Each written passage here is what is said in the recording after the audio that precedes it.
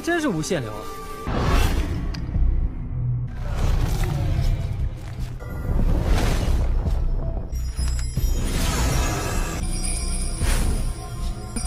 还可以直接修炼。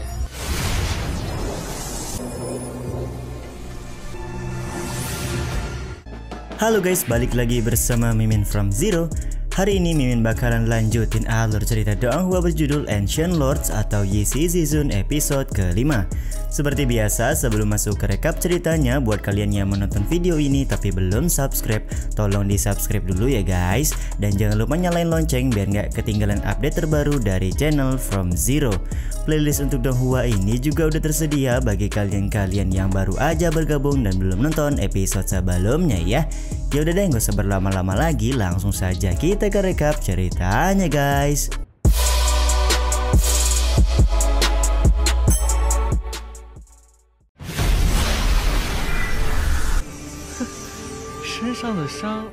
Pada episode yang lalu, Zhending dan kawan-kawan berhasil menyelesaikan misi 6 jalan meski harus menewaskan Qingjing dan juga Yan Wujiang.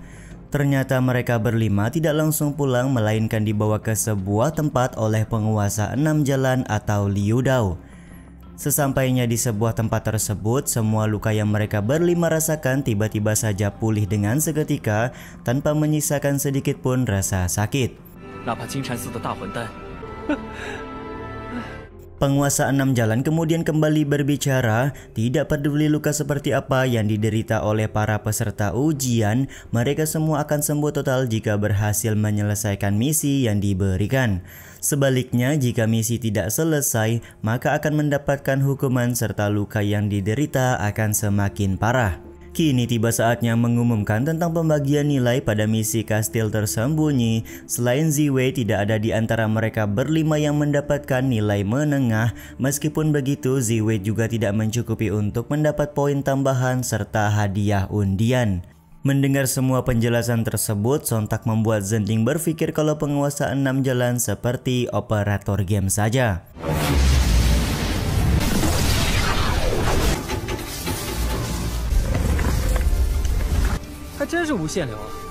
Beberapa saat kemudian muncul kilatan-kilatan dari penguasa 6 jalan yang mana nantinya setiap peserta bisa menukarkan poin yang mereka dapat dengan senjata atau keterampilan yang tersedia.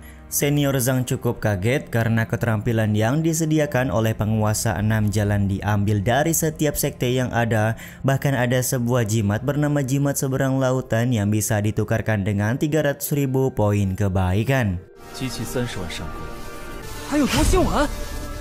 Di saat yang sama, Zhending melihat pil pengendali hati juga disediakan oleh penguasa 6 jalan. Hal ini membuat Zhending sadar sepertinya pil pengendali hati punya hubungan dengan penguasa 6 jalan ini.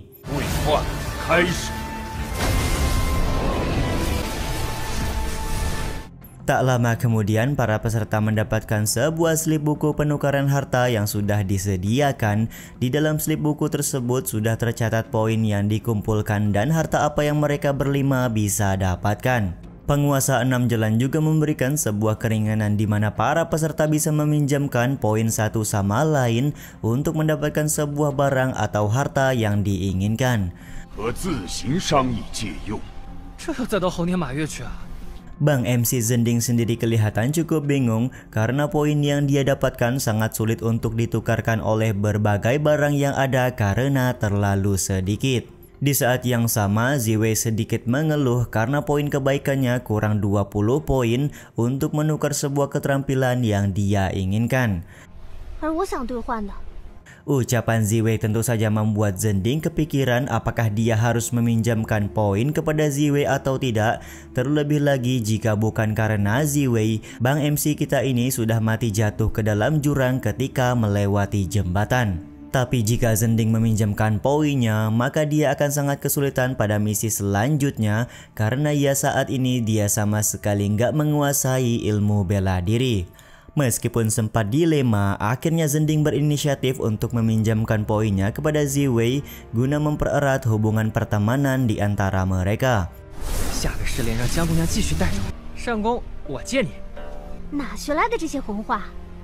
Akan tetapi ternyata Ziwei menolak untuk meminjam poin dari Zhending karena dia merasa tidak enak hati jika harus meminjam poin orang lain seperti itu. Karena saat ini Zhending masih bingung hendak menukar poinnya dengan apa, Ziwei berinisiatif untuk membantu memilihkan keterampilan apa yang paling cocok untuk Bang MC Botak. 让我帮你看看，选一下这个。多谢江姑娘指点。 Setelah selesai memilih, Zhending akhirnya masuk ke dalam tempat yang disediakan oleh penguasa 6 jalan dan harta pertama yang diinginkan oleh Zhending adalah baju besi 8 langkah dari kuil Jinchan tempatnya berada.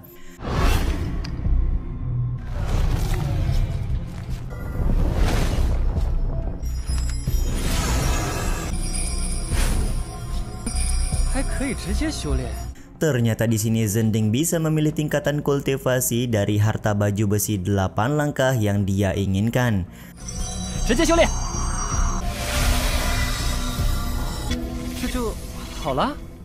Setelah memilih baju besi 8 langkah, Zhending menyadari kalau poinnya hanya cukup untuk menukarkan harta tersebut saja. Dia pun lekas keluar untuk kembali kepada rekan-rekannya.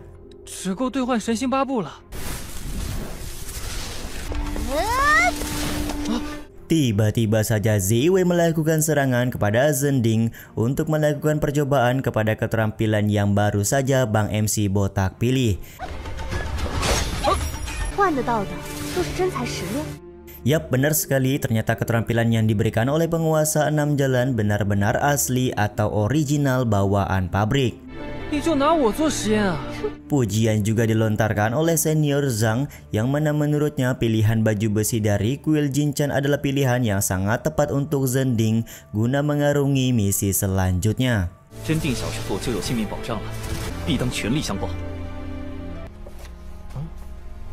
Terjadi sebuah momen di mana Ziwei memberikan buku keterampilan pedang yang dia dapatkan karena paham kalau Zhending tidak bisa mendapatkan harta lain selain baju besi tersebut. Setelah semua peserta sudah selesai menukar poin kebaikan, maka penguasa 6 jalan akan mengembalikan mereka semua ke tubuh masing-masing dan akan menunggu untuk misi selanjutnya. Peringatan di sini juga diberikan di mana mereka berlima dilarang keras untuk memberitahu siapapun tentang penguasa 6 jalan dan jika ada yang melanggar, maka dengan sendirinya para peserta akan mati. Beberapa saat kemudian Zhending sudah kembali sadar dan merasa kalau waktu sudah berlalu 2 jam semenjak dia masuk ke dalam dunia yang dibuat oleh penguasa 6 jalan. Selain itu, Zhending juga sangat penasaran dengan nasib dari Qingjing dan juga Yan Wujiang yang tewas ketika menjalani misi. Tiba-tiba saja lonceng kuil Jinchan berbunyi di tengah malam yang menandakan sudah terjadi sesuatu hal yang besar. Ternyata Qingjing yang sebelumnya mati di misi kastil tersembunyi beneran mati di dunia nyata. Sontak hal ini pun membuat ketua sekte Suantian bernama Tao Suzhou marah karena ketika masuk ke dalam kuil keadaan Qingjing masih baik-baik saja. Tao Suzhou meminta penjelasan dari ketua biara kuil Jinchan bernama Kong Wen sebagai penanggung jawab. Kong Wen menjelaskan kejadian mengenaskan ini pasti akan dia selidiki dan bagi siapapun yang sudah membunuh Qingjing akan dihukum sesuai ketentuan yang ada di kuil Jinchan. Karena semua orang di dalam ruangan sudah penasaran siapakah orang yang membunuh Qingjing, maka Kong Wen dengan segera akan mengecek langsung dengan kemampuan yang dia miliki. Seorang praktisi dari sekte Zhenwu yang merupakan guru dari senior Zhang bernama Yuan Zi memberi ucapan bela sungkawa kepada Tao Suzhou sekaligus memintanya untuk bersabar sembari menunggu hasil pemeriksaan Kong Wen. Alih-alih merasa tenang, Tao Suzhou malah marah kepada Yuan Zi dan meminta Yuan Zi untuk tidak berpura-pura baik kepadanya sekarang ini. Ketegangan di antara mereka berdua membuat Kong Wen mau tidak mau harus memeriksa keadaan dari mayat Qingjing sekarang juga. Dengan kekuatan magisnya, Kong Wen berhasil menganalisa kematian dari Qingjing karena lehernya terputus dan disebabkan oleh seorang praktisi yang berada di ranah pencerahan.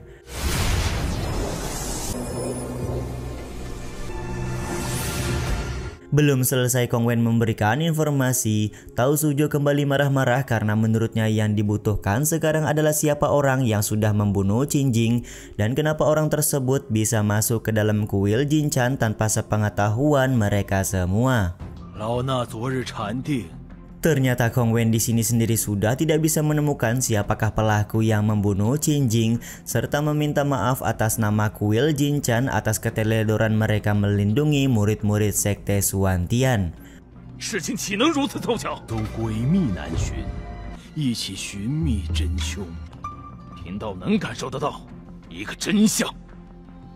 Sementara itu, Senior Zhang hanya terdiam sembari memikirkan apakah dia harus membocorkan informasi tentang kematian dari Qin Jing. Dan ketika belum selesai berpikir, tiba-tiba saja Qixia maju ke depan dengan niat memberitahukan semua yang terjadi kepada Qin Jing. Momen ini pun membuat sang ayah yaitu pemimpin geng Daji yang bernama Qi Yuantong langsung bereaksi yang mana dia melarang Qixia untuk ikut campur perihal masalah yang sedang terjadi. Sementara itu Tao Suzhou langsung marah ketika mengetahui Qi Yuantong melarang Qixia untuk memberikan informasi serta bersiap untuk melawan geng Dajiang jika Qi Yuantong masih berkeras.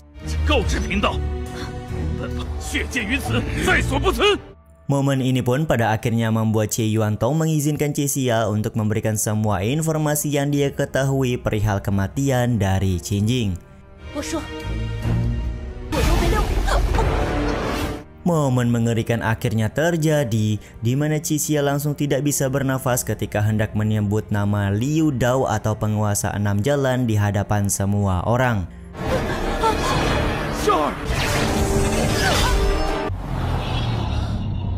Dengan seketika Qixia juga tampak menutup matanya yang menandakan bahwa dia sudah meninggal dunia.